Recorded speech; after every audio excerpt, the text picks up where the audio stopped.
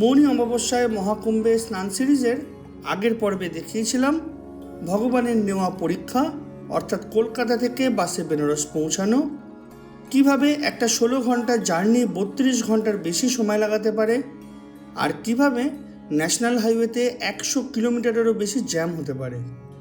আর আজকের এই ভিডিওতে দেখাবো বেনারস থেকে প্রয়াগরাজ যাওয়া, কুম্ভ স্নান, ঘরে ফেরা এবং উনি কিভাবে নিজের সন্তানের মতো আমাদের আগলে রেখেছিলেন। খারাপ বলবো না অবস্থাটা, কারণ আমি জেনে শুনেই এসেছি যে কিছু একটা হবে। কত গাড়ি ফেরত চলে যাচ্ছে, লাইন দিয়ে দেখো সব বাস দাঁড়িয়ে রয়েছে, সবাই আমরা এখানে বসে দাঁড়িয়ে গল্প করছি, কিন্তু আসা যাওয়ার একটা বিরাট সমস্যা। এদিকে খাস্তা কচুরি আর এদিকে একটু সবজি খিচুড়ির মতো রয়েছে। আমাদের যাত্রাটাই অশুভ নক্ষত্র হয়েছে। এই বাসগুলো ঝুঁসির দিকে যাবে কিন্তু তুলছে না আমাদের। তোমরা যদি শাহী স্নানের দিন আসবে ভাবো, পুরো ট্রেনটা ফাঁকা পেয়েছি প্রথম থেকে।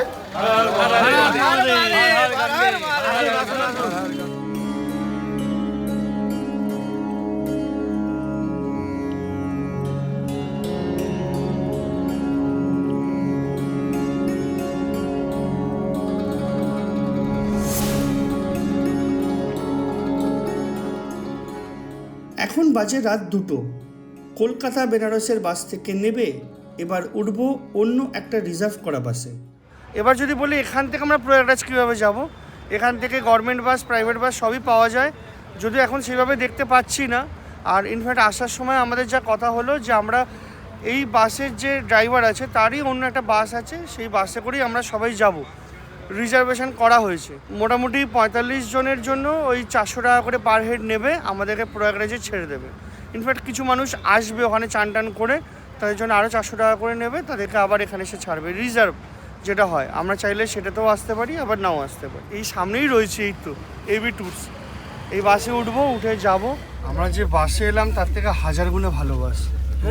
ওপরে চার্জিং পয়েন্ট রয়েছে, লাইটও আছে, নিজের মতো এখানে এসি ভেন্ট রয়েছে, লাইট রয়েছে, লাইটও জ্বলছে, ভালো। সিটগুলোও খুব ভালো, এই বাসটা পরিষ্কার পরিচ্ছন্ন, দারুণ। মিনিট 10 মধ্যে বাস রওনা দিল প্রয়াগরাজের উদ্দেশ্যে। দূরত্ব প্রায় 125 কিলোমিটার।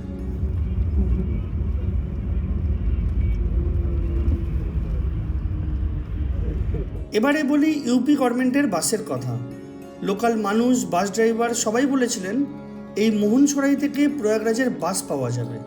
কথাটা আংশিকভাবে ঠিক, কারণ বাসকে এই রুট দিয়েই যেতে হবে, কিন্তু বারাণসী ক্যান্ট বাস স্ট্যান্ড থেকেই বাসের ঠাসা ভিড় হচ্ছে। আর তাই এখান থেকে উঠলে সিট পাওয়া তো দূর, দাঁড়াতে পারা নিয়ে সন্দেহ আছে।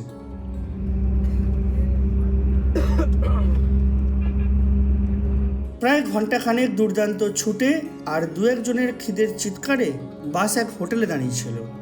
ঘুমের ঘোরে শুধু বুঝেছিলাম হোটেল পরিষ্কার আর খাবারের দাম ঠিকঠাক। নাম না জানা 1 প্লেট পনির, 3টে তন্দুরি রুটি আর 2টো গোলাপ জামুন খেয়ে উঠে পড়লাম বাসে। প্রয়াগরাজ এখনও 53 কিলোমিটার মতো বাকি, হয়তো সময় লাগবে 2 ঘন্টা।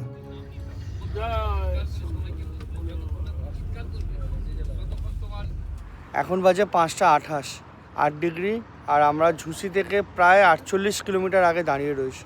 জানি না ভগবান টানছেন কি টানছেন না, আমি বলতে পারবো না। এই তিথির জন্য আসা, কখন পৌঁছে যেতাম, যা বাসের টাইমিং ছিল এক্সট্রা ধরেও আমি ধরেছিলাম 7টার সময় সন্ধ্যেবেলা পৌঁছে যাব। 8টার সময় ওখানে দেখিয়েছিল পেটিএম বাসে, বাকিরা বলছেন রেড বাসে 6টা না 6:30টার টাইম দেখিয়েছিল। সেখানে জ্যাম হয়ে 24 ঘন্টা কেটে গেল প্রায়। এই দেখো বিহারের গাড়ি আনিয়ে রয়েছে, ভর্তি ভর্তি গাড়ি এখানে রয়েছে, ভর্তি বাস, ভর্তি গাড়ি, প্রায় 48 কিলোমিটার লম্বা জ্যাম, মানে মুখের কথা নয়। আর সকালে ইনফ্যাক্ট এরকম 30-40 কিলোমিটার লম্বা লম্বা জ্যাম ফেলে আমরা এসেছি। প্রচুর মানুষ এসছে, প্রচুর। খারাপ বলবো না অবস্থাটা, কারণ আমি জেনে শুনেই এসেছি যে কিছু একটা হবে। এতটা বেশি হবে ওইটা আমি হয়তো ভাবিনি। ভালো খারাপ সব উপরওয়ালার হাতে, সব ঠাকুর দেখছেন, যা হবে হবে, অত ভেবে লাভ নেই। ইনফ্যাক্ট আমরা অনেকেই ভাবছিলাম হয়তো ইউপি গভর্নমেন্টের যে বাসগুলো আছে সেগুলোতে এলে আমরা যেতে পারতাম। আমরা যেখানে খাবার জন্য দাঁড়িয়েছিলাম তার একটু পরেই ইউপি গভর্নমেন্টের বাসগুলো খাওয়ার জন্য দাঁড়িয়েছিল। সেই 4টে বাসও এখনও ক্রস করেনি, ওরাও আমাদের পিছনেই আছে। এখানে কিছু গাড়ি আছে যারা এই পাশ দিয়ে একটুখানি আগে এগিয়ে যাচ্ছে, তারপরে গিয়ে আটকেই যাচ্ছে। ঘড়ির কাঁটা এক এক করে ঘন্টার ঘর পেরিয়ে ভোর হলো, তখনও আমরা একই জায়গায় দাঁড়িয়ে। Good morning. এখন বাজে প্রায় 7টা মতো। এই একটা দোকান খুলেছে, চা নিলাম। এই একই জায়গায় দাঁড়িয়ে রয়েছি, চেঞ্জ কিছু হয়নি, শুধু পেছনে সূর্যটা খুব সুন্দর দেখতে লাগছে। আর আমাদের বাসটা এদিকে লাস্ট। আমি এতক্ষণ ধরে ভাবছিলাম যে আমরা হয়তো সবার শেষে এসেছি, কিন্তু না, এখানে কিছু আর্মড ফোর্সের মানে আর কি অফিসাররা এসেছিলেন। তারা বললেন একটুখানি এগোতে বাসটা, যাতে পাশ থেকে কোনো যদি বাই চান্স এমার্জেন্সি কিছু গাড়ি টাড়ি হয় যেতে পারবে। আর পেছনে মানে আমাদের মোটামুটি ওই 500 মিটার 600 মিটার পেছনে আবার কিছু এরকম বাস রয়েছে, তার আবার কিছুটা গ্যাপ দিয়ে আবার রয়েছে, যাতে লোক এই ভেতরে ঢুকতে পারে গাড়ি এমার্জেন্সিতে, সেই জন্য এরকম করা। আমাদের বাসে অনেকে আছেন যাদের 5টার সময় অমৃতসর মেলে ফেরার কথা, অনেকে 6টার বাসে টিকিট কাটা আছে, অনেকে 9টার বাসে টিকিট কাটা আছে, অনেকে আজকেই ফিরতে হবে, কালকে অফিসে জয়েন করতে হবে, অনেকে অনেক রকমের কাজ রয়েছে। আমি এমনি কথায় কথায় একজনকে বলছিলাম যে আমাদের হয়তো 27 তারিখ বেরোনোটা ভুল হয়েছে, হয়তো 26 তারিখ 25 তারিখ বেরোলে হয়তো ভালো হতো। উনি বললেন যে 48 ঘন্টা 50 ঘন্টা আগে বেরিয়েছি, আর কত আগে বেরোবো। কথাটা ভুল না, কিন্তু আমরা সত্যি কথা এস্টিমেট করতে পারিনি যে এতটা টাইম লাগতে পারে, এত জ্যাম হতে পারে, এত কিছু হতে পারে। হাজার হাজার লাখ লাখ মানুষকে দেখছি, লাখ লাখ মানুষ, কত গাড়ি ফেরত চলে যাচ্ছে, মানে দূর থেকে এসে ফেরত চলে যাচ্ছে।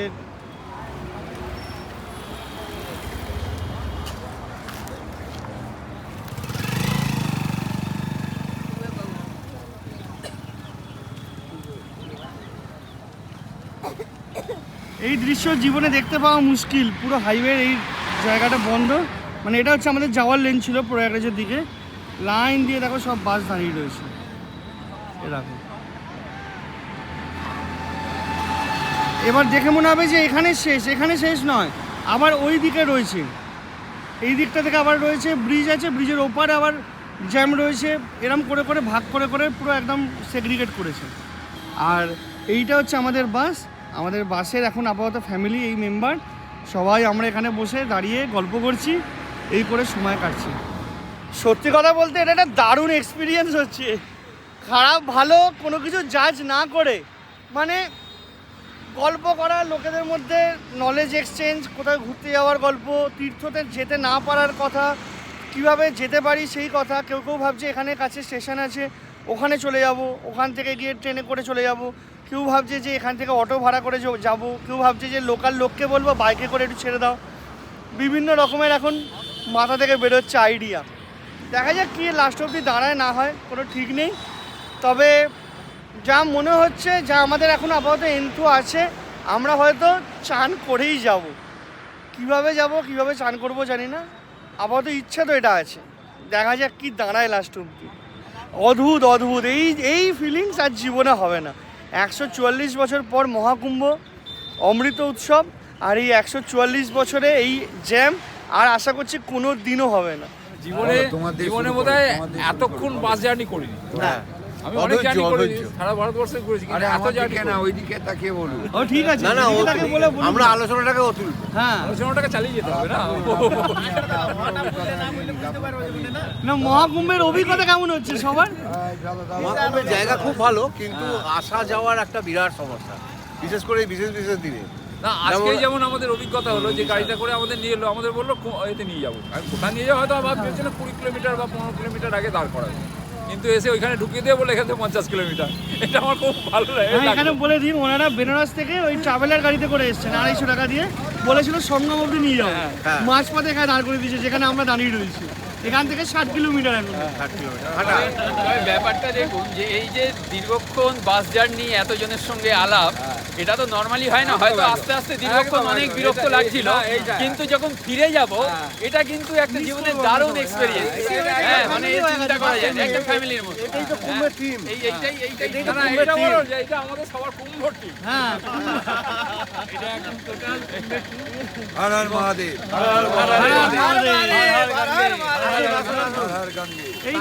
এই দাদার কথা বিশেষত যদি বলি, এই দাদা কুম্ভ নিয়ে অনেক কিছু আমাদেরকে বাসে বলেছেন, মানে কুম্ভতে কিভাবে স্নান করতে হয়, কতগুলো ডুব দিতে হয়, সব কিছু উনি বলেছেন। আবার আসবো। আবার এই মহকুমাতেই হ্যাঁ ও হ্যাঁ ওনাদের তো আমাদের বাস ট্যুর 26 তারিখ আছে আছে। ওনাদের 26 তারিখে দুটো বাস নিয়ে ওনারা আসছেন বাস ট্যুর আছে দুটো বাস করেছি 60 সিটার মানে সব স্লিপার আমি 23 তারিখ রাত্রিরে রওনা দিচ্ছি ওখান থেকে আরে আর সুযোগ পাবো 144 বছর পরে আবার, তখন আমার পরবর্তী প্রজন্ম থাকবে না, পরবর্তী 2-3টে প্রজন্ম থাকবে না। এই সুযোগ পাই কেউ জীবনে একবার পেয়েছি, চেটে ফুটে নেবো।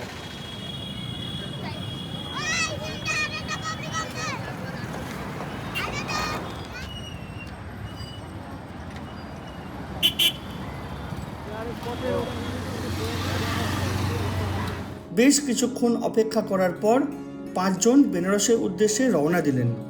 अभी आपको यहाँ लग रहा है ना नाट आप इतना बढ़िया करे, वहाँ जाने के बाद कहो कि हम बाहर निकले यार, कहाँ से निकल जाए हम, ये हाल है वहाँ।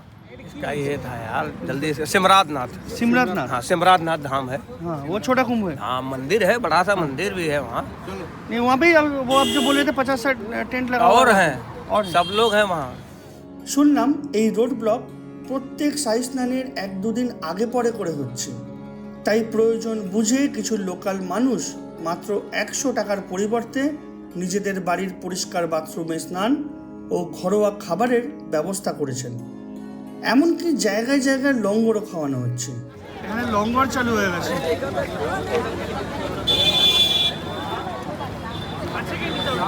এদিকে খাস্তা কচুরি আর এদিকে একটু সবজি খিচুড়ির মতো রয়েছে, যা পাচ্ছি সেটাই খাই। এখানে ভিড় হয়ে গেছে প্রচণ্ড, এখন অনেকে বেরিয়ে গেছে, হিসাব নেই। আর বেশিক্ষণ লাগার কথা নয়। এই লোক উঠছে, যারা সবাই এদিক ওদিক ছড়িয়ে ছিটিয়ে ছিল তারা সবাই উঠে নিচ্ছে, এবার বেরোবে। ভোর 4টে থেকে দাঁড়িয়ে এখন ফাইনালি 3:15 আমাদের বাস ছাড়লো। কতটা দূর যাব কি যাব জানি না, তবে এবার ছাড়ছে।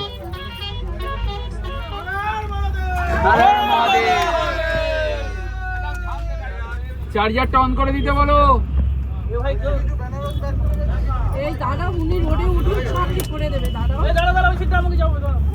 রোডে উঠতে দাও, রোডে উঠতে দাও।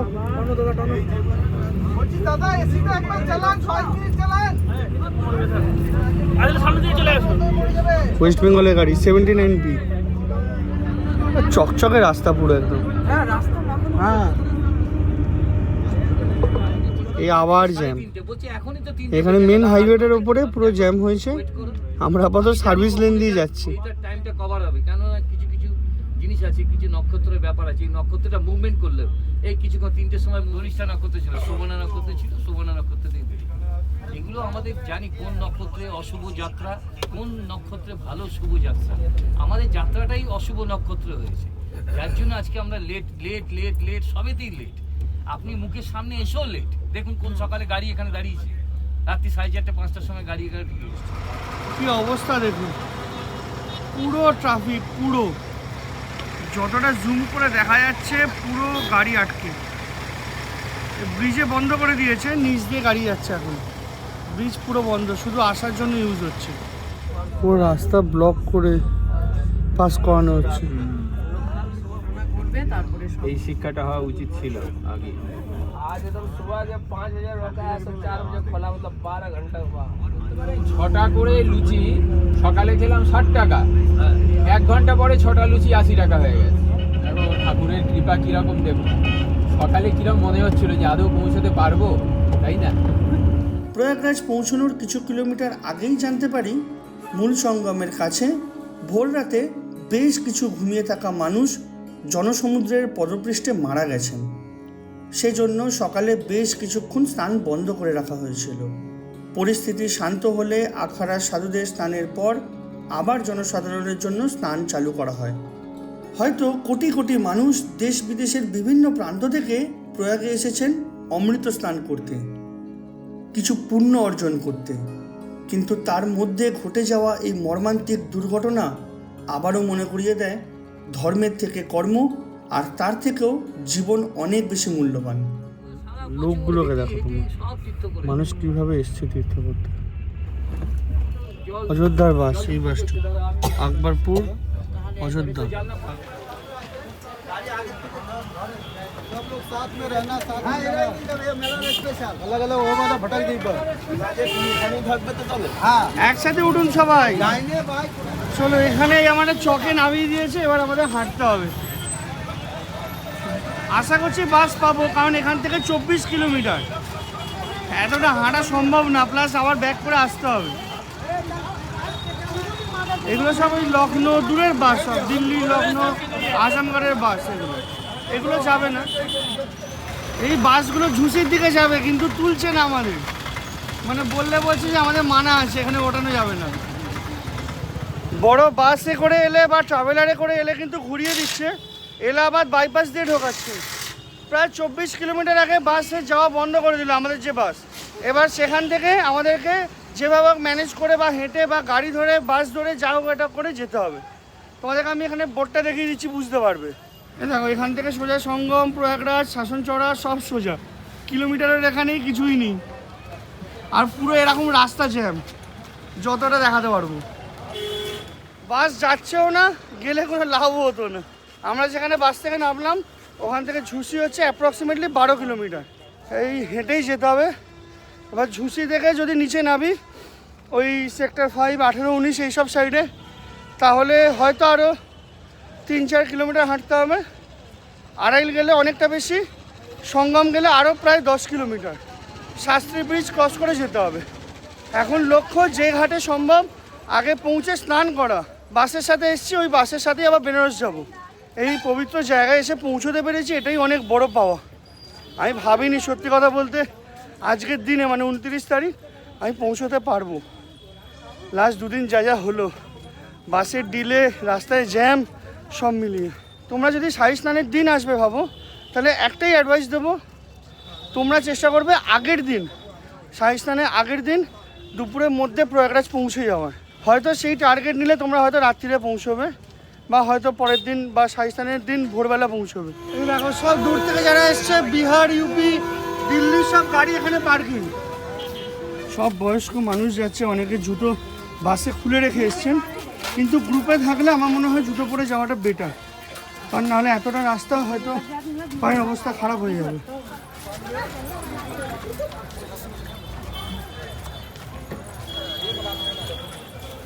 এইটা হচ্ছে সহস্র চড়া। আমরা ওই সাইড দিয়ে এলাম, আমাদেরকে যেতে হবে সোজা এই ডান দিকের রোডটা দিয়ে, যেখানে বাসটা দাঁড়িয়ে রয়েছে ওই পাশ দিয়ে। এখানে সব মানুষজন বসে রয়েছেন। দেখো, মেন ঝুঁসি রাস্তা ছাড়া বাকি সব রাস্তা ব্লক। এদিকেও রাস্তা ব্লক করা হয়েছে। এদিকে হচ্ছে ঝুঁসি, বিকানের মিষ্টান্ন ভাণ্ডারের পাশ দিয়ে। এইসব আমাদের টিমের লোক। এই পরপর এখান থেকে শুরু হচ্ছে আমাদের টিমে।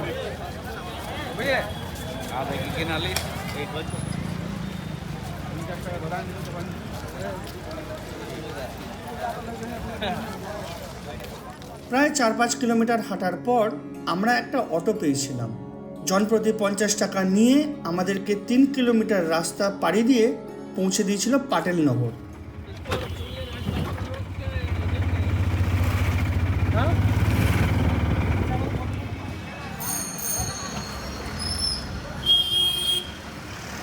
আমরা প্রায় আন্দাওয়া চকের কাছে রয়েছি। এই সামনে থেকে বাঁ দিকে গেলে আন্দাওয়া রোড। এখানে সব বাসগুলো দাঁড়াচ্ছে, কোথায় যাচ্ছে সেগুলো কোনো আইডিয়া নেই। ফ্রি বাসও এখনও পর্যন্ত পাইনি একটাও। তবে এখানে অনেক বাস রয়েছে। ইনফ্যাক্ট আমরা যে পেছন দিকে এলাম ওই দিকেও বেশ অনেকগুলো বাস রয়েছে। এইটা হচ্ছে মেন আন্দাওয়া চক। এখান থেকে বাস ছাড়ে, পুরো ভিড়ে ভিড় এখানে লোকজনের। এদিকেও বাসের চকের জন্য পুরো ভিড়। এখান থেকে বাস ছাড়ছে আন্দাওয়া চকের এইদিকে আরেকটা সাইড। এখানে থাকার জন্য রেন বাসেরা রয়েছে, এখানে থাকতে পারবে 20 জন মোটামুটি বলে, কিন্তু আরো বেশি লোক রয়েছে ফ্রিতে। এ লেখা আছে 20 জন।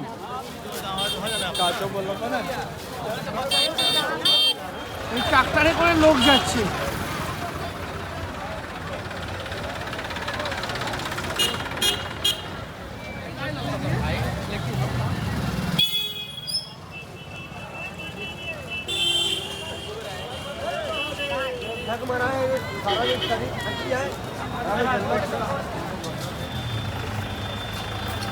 ফাইনালি আমরা একটা পিপা ব্রিজে উঠেছি। এই দেখতে পাচ্ছ পিপাগুলো রয়েছে। কিন্তু এখানে জল কম, আমাদেরকে যেতে হবে ওই সোজা ওই সাইডটাতে।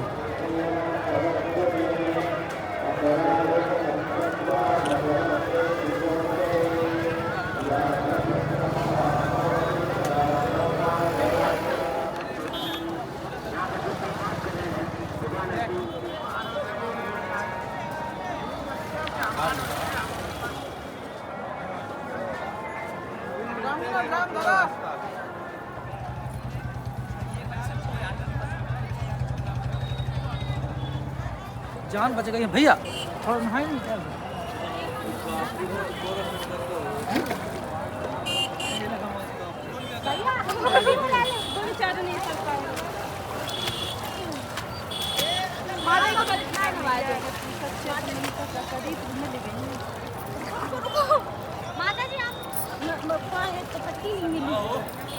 अरे तो नहीं आया, नवाए तो ना उतारो। এখন বাজে 9:29, জাস্ট চান করে উঠে ড্রেস চেঞ্জ করলাম। দারুণ ঠান্ডা, দারুণ ভালো লাগছে, ফাইনালি চান করতে পেরেছি। তবে একটা জিনিস কেউ বিশ্বাসই করবে না, মৌনী অমাবস্যার দিন এত ফাঁকা। আসলে আমরা এত লেট করে ফেলেছি, প্রায় 24 ঘন্টা লেট। আমরা কালকে হয়তো এই সময় চলে এসে হয়তো স্নান হয়েও যেত, প্লাস আজকে গোটা দিন আমরা কাটাতাম দুপুরবেলার দিকে বা বিকেলবেলার দিকে যদি ট্রেন পেতাম যেতাম, নাহলে সন্ধ্যেবেলার দিকে বাস ধরতাম, বা হয়তো কালকে সকালে যাওয়ার ব্যবস্থা করতাম। আমি লিটারালি ভাবতে পারিনি যে এরকম একটা ঘটনা ঘটে যাবে আর তার জন্য পুরো এরকম ফাঁকা পাবো। তবে এখানে আরেকটা কথা বলে রাখি, এটা কিন্তু ঝুসি সাইড, মানে আমরা যেখানে চান করলাম সেটা হচ্ছে মা গঙ্গার দিকে, সঙ্গমের দিকে নয়।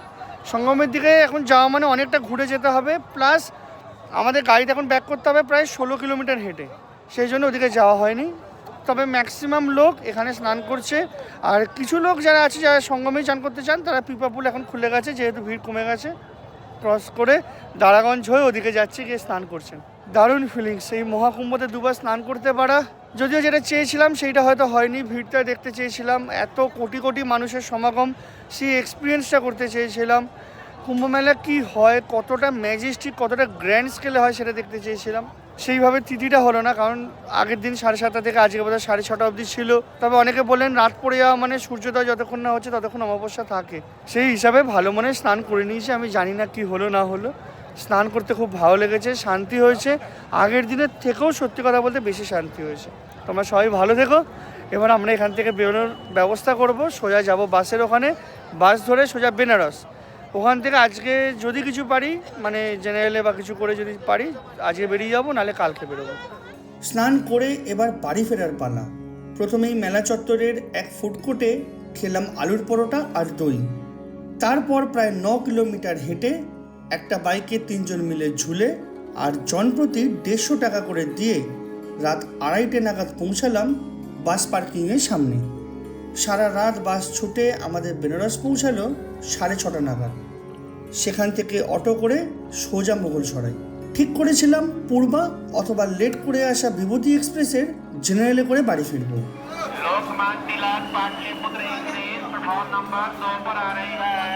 কিন্তু তখনই হঠাৎ করে অ্যানাউন্স হলো 00425 কুম্ভ স্পেশাল ট্রেন, হাওড়া যাওয়ার গাড়ি 2 নম্বর প্ল্যাটফর্মে আসছে।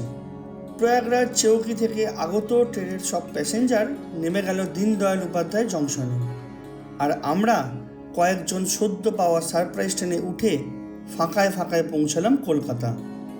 বলেছিলাম না উনি আমাদের সাথে সবসময় ছিলেন, কেন জানো? কারণ এই স্পেশাল ট্রেনের কোনো শিডিউল বা উল্লেখ আজও কোনো অ্যাপ বা ওয়েবসাইটে নেই। তাই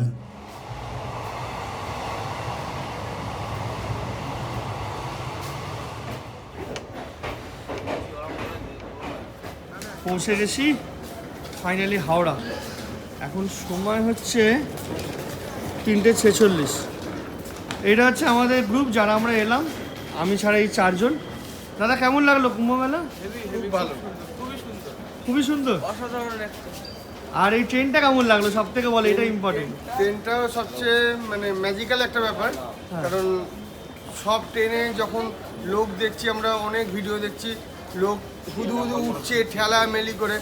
আমাদের হয়তো এরকমই ভাগ্য ছিল, পুরো ট্রেনটা ফাঁকা পেয়েছি প্রথম থেকে। একটা সময় যাওয়ার পর সাসারাম বলে একটা জায়গার পর থেকে পুরোপুরি ফাঁকা, যেখানে আর লোক বলতে একটা কম্পার্টমেন্টের মধ্যে 72টা সিটের মধ্যে আমরা 10 জন মিলে এসেছি। এটা আমাদের কাছে একটা ম্যাজিক্যাল ব্যাপার। আর দাদা তোমার কি মতামত বলো? আমার কাছে খুব সারপ্রাইজ লাগলো ট্রেনটা, মানে এতটাই সুন্দর আর এই মহাকুম্ভ যে একটা লার্জ স্কেল, তুমি যে গেলে 29 তারিখে মৌনী অমাবস্যা, ওটা কেমন লাগলো? ওটা হেভি, খুবই সুন্দর, হেভি এক্সপিরিয়েন্স। আমি এক্সপিরিয়েন্স আমরা আর কখনো ভালো এক্সপিরিয়েন্স একদম, ভালো এক্সপিরিয়েন্স, খুব ভালো এক্সপিরিয়েন্স। সব শেষে একটাই কথা বলবো, দেরি হয়েছিল বলে খারাপ লাগছিল ঠিকই, তবে সঠিক সময় পৌঁছালে হয়তো আমরা সবাই সেই দুর্ঘটনার কবলে পড়তাম। তাই যা হয় তা ভালোর জন্যই হয়।